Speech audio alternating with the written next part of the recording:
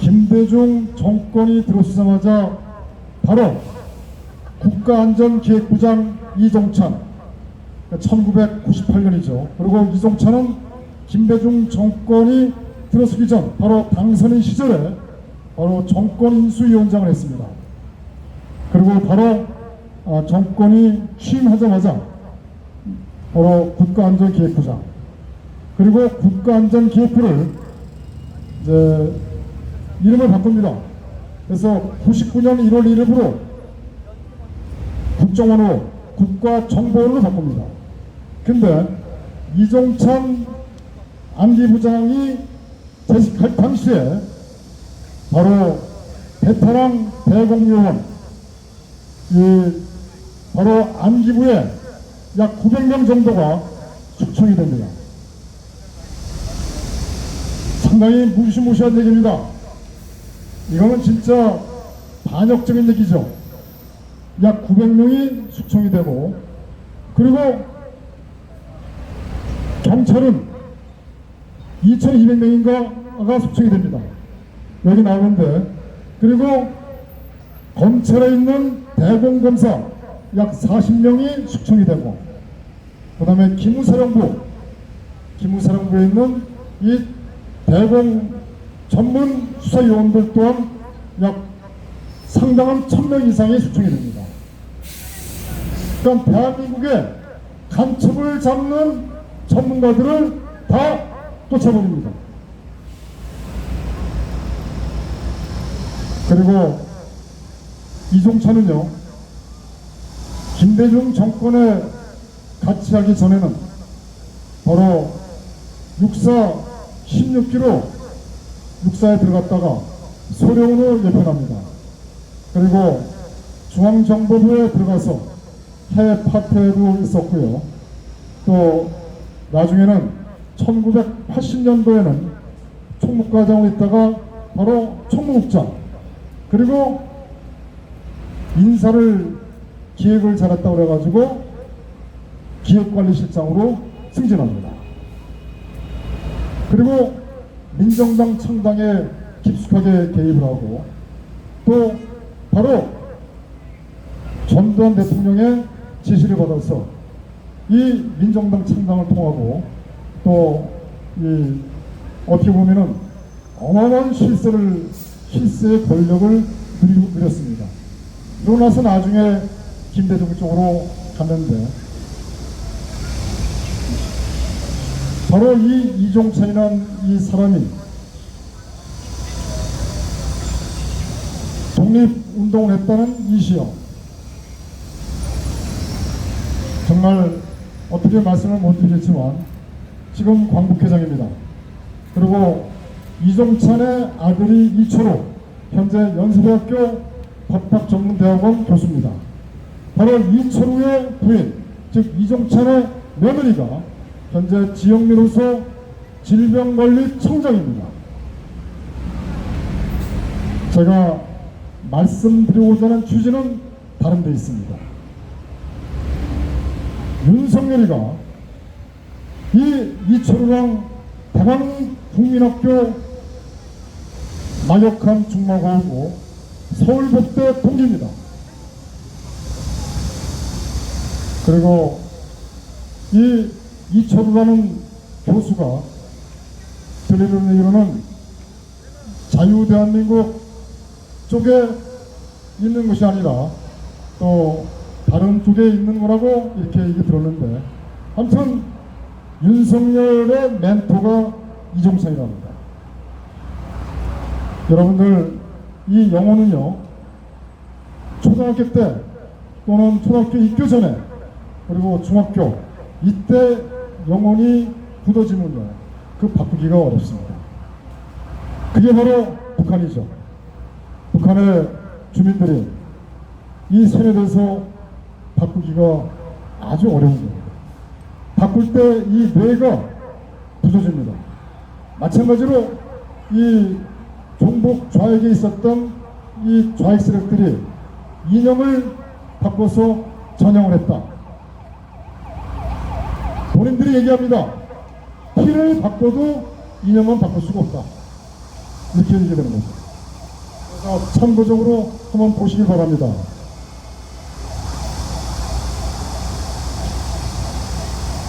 여러분들 상당히 많이 헷갈릴 겁니다. 네, 지금 윤석열 정부가 잘하고 있다. 또 방송에서 윤석열을 계속 띄웁니다. 그리고 대한민국의 정말 경제적인 어려움뿐만 아니라 또는 많은 사람들이 위험물질을 접종해서 죽고 생사의 갈림길에 있는 것조차도 보도도 안 하고, 더구나 자유민주주의의 자정기능에 있어서 중요한 선거, 이 부정선거조차도 수사도 하지 않고 있고, 또 부정선거의 심각성을 알고 있지만 이에 대해서 더 이상 또 얘기도 안 합니다. 국민의힘은 이 부정선거를 얘기하지 말라고 합니다. 대부분은 배째라 김원원 박사를 이 대한민국 법률에 위배되는 그런 판결을 내리고 합니다. 곽상도의 50억 배째라 무죄 선고는 바로 대한민국의 현실을 증명하고 있습니다. 옛날에 지강헌이라고 아시죠? 우리 어렸을 때 그 지강헌이라는 사람이 이 탈옥을 했나요? 그래서 이 어느 건물 속에서 외칩니다. 무전유죄, 유전무죄 외칩니다. 대한민국 검찰, 법원 다 썩었습니다. 그래도 경찰은 깨끗합니다. 왜? 보는 눈이 너무 많기 때문에 함부로 할 수 없습니다. 경찰은 진짜 썩었습니다. 저도 사기당해가지고 이 검찰의 이 사기를 진정을 해서 정당하게 공명하게 수사를 해달라고 했는데도 불구하고 완전히 우리가 포카에서 메이드가 떨어져. 메이드. 아, 이건 딱 내가 먹을 거야. 바로 포카에서 메이드가 됐는데도 불구하고 이들은 무혐의 떨어집니다.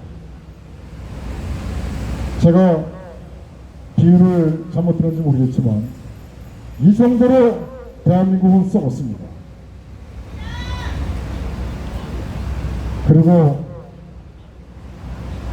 박근혜 대통령을 국정농단과 그 다음에 최순실 관련해서 엮어가지고 박근혜 대통령을 35년 구형을 했때리고, 물론 구형은 윤석열이가 때리지 않았지만 그 모든 것을 박영수 수사팀장에서 다 이렇게 해왔죠.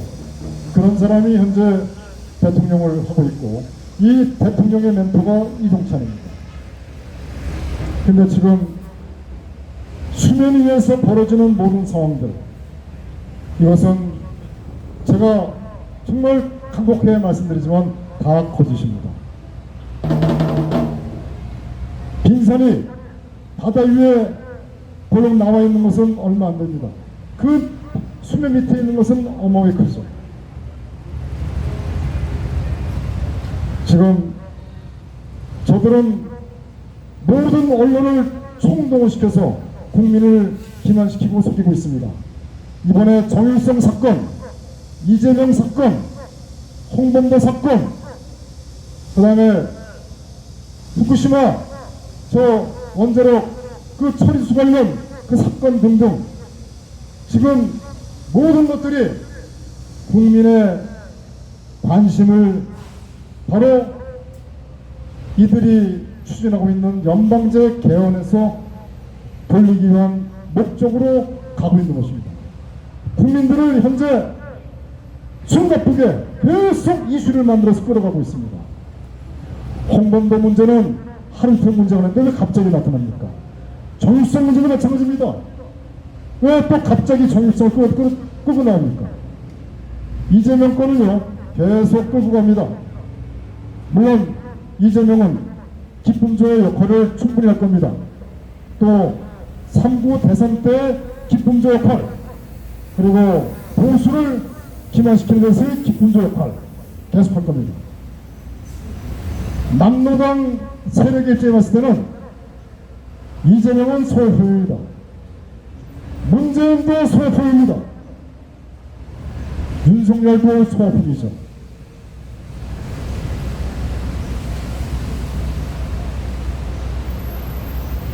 그런데 대한민국의 많은 국민들이 태극기를 드셨던 분들이 윤석열 만세를 외치고 있습니다.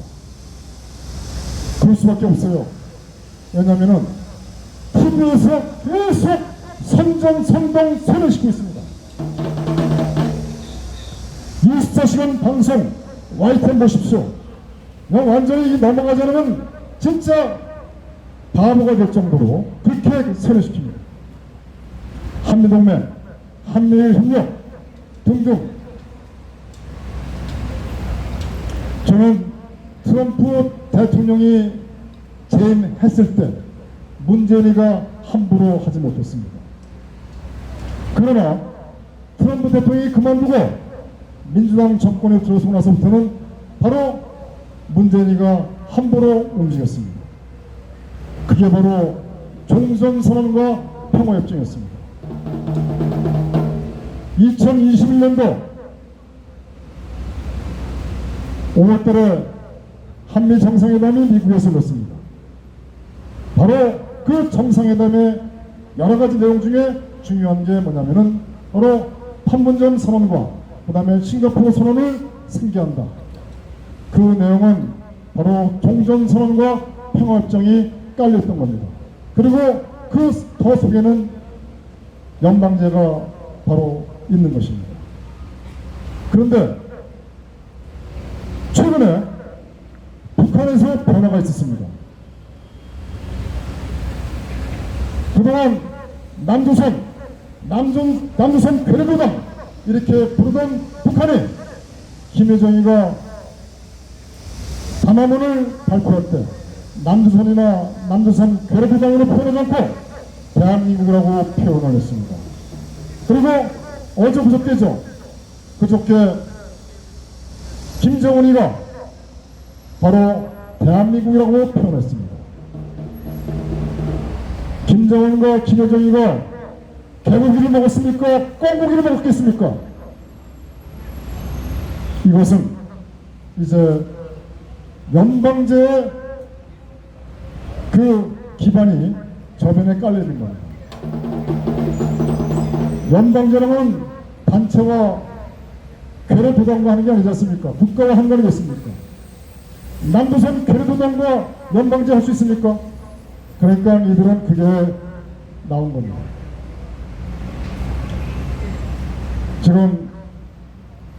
지금 후쿠시마 문제, 홍범도 문제, 정일성 문제, 이태원 사건도 마찬가지입니다. 전부 다 국민의 관심을 딴 데로 두고 시선을 분산시키고 개헌에 집중하지 못하게 하는 것이 목적입니다. 여러분들, 이 국회의원 특권 폐지운동 여러분들 잘 아시죠? 그 폐지운동의 핵심은 불체포 특권입니다. 불체포 특권이 없애려면 개헌을 해야 됩니다. 그러면 특권 폐지 운동의 저변에 깔린 것은 개헌입니다. 개헌의 불쏘시로 바로 이들이 특권 폐지 운동을 한 겁니다. 그런데 이것을 모르는 많은 민초들은 가서 잘한다, 특권 폐지해라 얘기합니다. 특권 폐지를 주장하는 것이 아니라 국회를 해산해라, 해산시켜야 되지 않습니까? 자, 지금 윤석열 정부가 잘하길 바라지만 그러나 근본적으로 태생적으로 잘할 수가 없습니다. 대한민국은 혼란의 공안 속으로 들어가고 있습니다. 이제 우리가 해야 할 일이 있습니다. 해야 할 일이. 국제 정세에 있어서 윤석열 정부는 러시아보다는 우크라이나를 지지하고 있습니다. 우크라이나는 망한 나라입니다. 우크라이나는 약 40만 명에서 60만 명이 죽었다고 합니다. 이제 더 이상 길을 쓰지 못합니다. 지금 미국에서 돈을 대지 않으면, 대한민국에서 돈을 대주지 않으면 우크라이나 망합니다. 그런데 우크라이나 재건사업 한다고 심포지움도 하고 세미나도 하고 완전히 헛물키고 있습니다.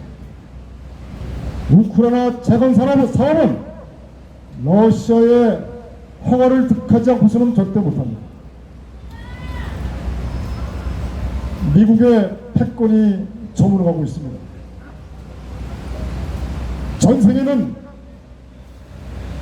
다극체제로 가고 있습니다. 브릭스를 통해서 이러한 상황 속에서 우리가 어떻게 가야 되는지 정말 실리를 추구해야 되는데 윤석열 정부는 완전히 외통수로 가고 있습니다. 물론 깊은 뜻이 있겠죠. 러시아와 척을 둬서 북한이 러시아와 가깝게 하게 하고, 그리고 결국 대한민국이 나중에 외통수에 걸리게 하는 심리전일 수도 있습니다. 저는 대한민국 우리 단체장 여러분들에게 외칩니다. 특히 전군 구국동제를 이루고 있는 육사 구국동제, 해군사학교 구국동제, 공군사학교 구국동제뿐만 아니라 바로 이 예비역 군인들에게 윤석열 만세를 그만해치고 윤석열을 대비한 준비를 해라 얘기하고 싶습니다. 그런데 하지 않는 이 현실에 있어서 안타깝습니다. 앞으로 우리 스스로 우리가 대한민국을 바로 세울 수 있는 방안으로 우리는 가야 됩니다. 그 길은 우리가 매주 토요일마다 대한문에 모여서 자유를 외쳐야 되고, 그리고 이 자리에 앞으로 애국 땅에서 탈당한 사람들이 상당히 많습니다. 그 많은 사람들이 여기에 참여하기로 했습니다. 그리고 그분들과, 그리고 여기에 우리 애국자님들이 5,000명, 10,000명 나오시면 박근혜 대통령 함께 하십니다. 지금 박근혜 대통령께서 비밀 언덕이 없습니다. 전부 다 윤만세를 외치고 있습니다. 얼마나 섭섭하고 너무 얼마나 안타깝겠습니까? 그래서 그것은 한치 앞을 내다보지 못하는 불나방 같은 이런 현실을 우리는 극복해야 됩니다. 기회가 올 것입니다. 그 기회는 우리가 이 자리에 다 모였을 때 그 기회가 옵니다. 그리고 우리는 함께해서 우리 박근혜 대통령 중심으로 뭉쳐야 됩니다. 그리고 자유대한민국을 바로 세워야 됩니다. 그리고 우리는 살면 얼마 살겠습니까? 사는 그 순간까지 자유대한민국을 바로 세우고 우리의 자식들과 우리의 후손들이 이 땅에서 영원히 복되게 살 수 있도록 우리 함께 투쟁합시다. 감사합니다. 고맙습니다.